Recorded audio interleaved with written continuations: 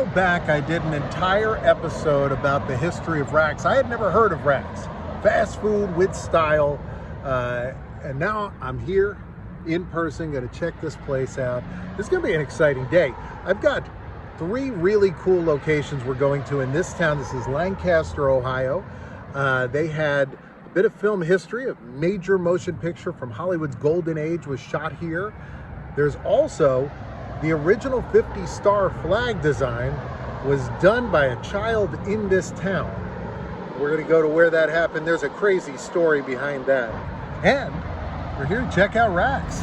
I love the feel of this place. There is twisty fries. That's their version of curly fries. Looks a lot like the Arby's menu. They get some kind of shake over here. I ordered the regular racks with a mellow yellow. They give you your French fries in a cup, and look, they have their own branded like mayonnaise and barbecue sauce. This looks like a good roast beef sandwich. And the fries, I mean, look good. I love that they come in this cup. This was a really good roast beef sandwich. I have to say it was fantastic. Here's a look at the dining area. They have this like atrium area down here. I remember Wendy's used to have a lot of these. This definitely feels like a very old restaurant, a very old building. But the food's great, and the employees are super nice. Here's a look at some of the old pictures. By the way, take note of that, the thank you sign from the trash can. I wish that was attached, but I love that. Here's another one of those pictures. They used to have an endless salad bar. They don't have a salad bar. You can actually see the restaurant's enormous on the inside with a lot of open space. There's some tables, but mostly it's open. I wonder what used to be here. We have made it to Lancaster High School, and there is a memorial here to Bob Heft, and we're going to learn about him. He is the designer of the 50-star flag, and he designed it in the school, which was right here.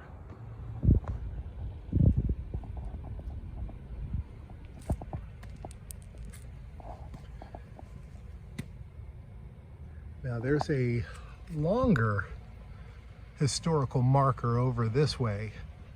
This is an interesting story. He designed the 50-star flag in anticipation of Alaska becoming the 50th state.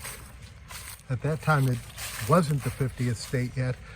And he sat there, took a 48-star flag, turned it into a 50-star flag by getting some extra blue fabric and cutting out the stars.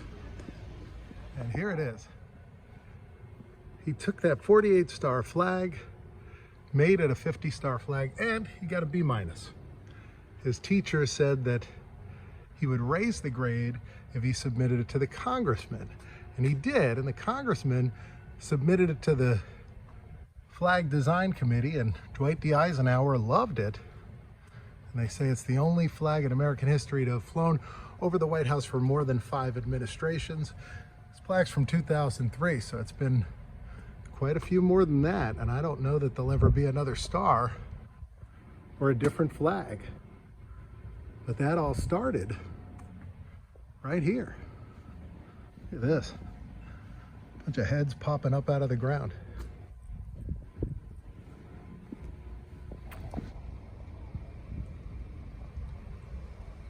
Now you can see they're building a new building this way. I don't know if this building was here in the 60s. I think it might have been, though. It looks like architecturally it's from around that time period. It's pretty cool to think about. This wonderful flag started out as a B- school project right here. I do like a good covered bridge. It says this was moved to this spot. It's out of the way here, but looks great. I went through a covered bridge recently to get to a mall, the mall from the movie North. I just always think these are a lot of fun.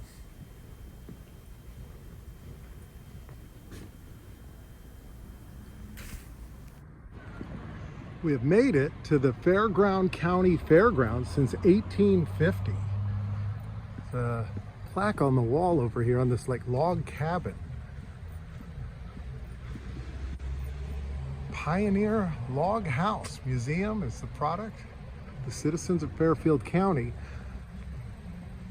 And this is all the fairgrounds. We're gonna walk around the exterior of it. It says here is the round cattle barn, built in 1906. This is something else. In 1948, this fairgrounds was the spot where they filmed the big finale of the movie Grass of Wyoming. This movie starred Charles Coburn, Peggy Cummings, and Burl Ives, a Christmas favorite. It's all decorated for Christmas right now. The movie is about a farm in Wyoming, and they come down here to Ohio for the big horse race. First shot, I think, would have been shot from up on top of that mountain. It's an aerial shot of the town, and we could see this building right here, which is right in front of us. And then right behind it, you can see this. And that's how they establish this area. And a lot of it sure looks the same. Now, as they drive through, we see their car pass by a building which is right there. And they drive right in front of it. Then a lot of it seems to have been done with some movie magic rear projection. But at one point they did drive over through there, and then they went over to the stands and they watched the horse race. It's kind of remarkable that this is all still here. Just signs on everything saying built in 1909. I mean, it looks almost exactly the same as it did then, except for SpongeBob over there, but my goodness, they've taken good care of it and kept it here all these years. The big horse race took place right on the track here. And you actually see this almost like gazebo looking structure here as the horses ride up in front of it. And here's the grandstand. Notice these rectangles and then squares on their side. You can see them right down there in this shot from the film, taken pretty much from this spot. You can see this railing right here. And boy, it has not changed. This is a really good movie. I found the whole thing was free on YouTube, so if you get a chance, watch it. This house I didn't see in the movie, but there was another building next to it that you could see in the movie, and Google Street View had it as of like 2 years ago. So one building didn't make it from 1948 to now, but the rest of these, and they're all still here. This is really neat. So they're doing some kind of drive-through Christmas lights. It says $10 a head. You gotta wait till dark for that. Just think, all the history that has taken place, people have watched from these stands. Simple bench seating with numbers on it.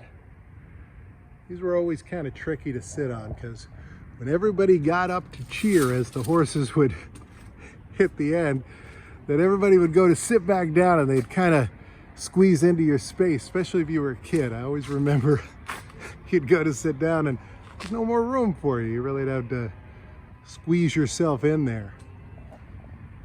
By the way, if you enjoy these videos, make sure to be like Fonzie, give it a thumbs up. And while you do, go, hey, because that'll help more people see this video. Every thumbs up it gets, they'll pass it along to a new person, and maybe they'll give it a thumbs up, and then eventually the whole world will see this. Pretty great, pretty awesome.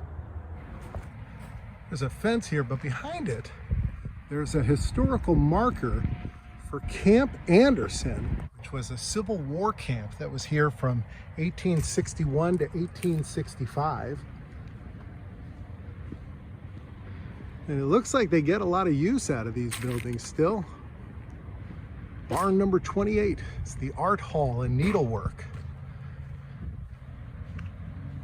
And I just love these. These look like they're hand painted. They're pretty on model. Well, that's gonna do it for this one. Hope you enjoyed seeing this. Fun little movie. By the way, make sure to come back tomorrow. New video every day at 2 o'clock. I got something exciting tomorrow, 2 o'clock. You're gonna love it. It's gonna be a whole new adventure. Right now, there's gonna be a box here and a box over here. You can choose either one. I'm in both. Put the video about racks here. If you don't know enough about racks, click that one. YouTube says that one's the best for you. What do they know?